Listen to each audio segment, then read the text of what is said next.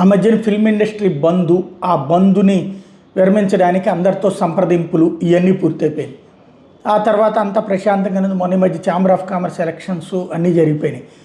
ఇది ఫిల్మ్ ఛాంబర్కి సంబంధించి అయితే ప్రభుత్వం ఛాంబర్ పెద్దలతో చర్చించిన ఏవి అమలు జరగట్లేదండి. ఇప్పుడు తెలుగు సినీ ఇండస్ట్రీలో 2 యూనియన్లు ఏకంగా ఫెడరేషన్ అధ్యక్షుడికి లేఖలు పంపారు. తక్షణం తమ సమస్యలు పరిష్కరించకపోతే గనక నెలాఖరులోపు పరిష్కరించకపోతే మళ్ళీ మేము ఆందోళనకు దిగుతాం, సమ్మెకి దిగుతాం అన్నటువంటిది. మార్చి 1 నుంచి నిరసనకు వెళ్తామని ప్రకటించారు. అంటే నిరసన తర్వాత మరి దీనికి వెళ్తారా ఏంటన్నా, అంటే సమ్మెకి వెళ్తారా ఏంటన్నది తెలియదు. అంటే ఫిల్మ్ ఇండస్ట్రీ సమస్యలు పరిష్కారం అయిపోయినాయి అన్నటువంటిది మాటకే పరిమితమైంది, చేతల్లో లేదన్నటువంటి విషయం తేలుతుంది. ప్రభుత్వము ఛాంబర్ పెద్దల మధ్యలో జరిగినటువంటి కాస్త ఏది పరిష్కారం కావట్లేదు అన్నది ఆ సంఘాలు చెప్తున్నాయి. ఫెడరేషన్ అధ్యక్షుడికి ఓపెన్ లేఖలు రాయడంతో, అంటే లేఖ రాసి వాళ్ళకి ఇంటర్నల్గా కాకుండా మిగతా వ్యవహారం చేయడంతో, లెటర్లు బహిరంగపరచడంతో పెద్ద ఇష్యూ నడిచింది ఇప్పుడు.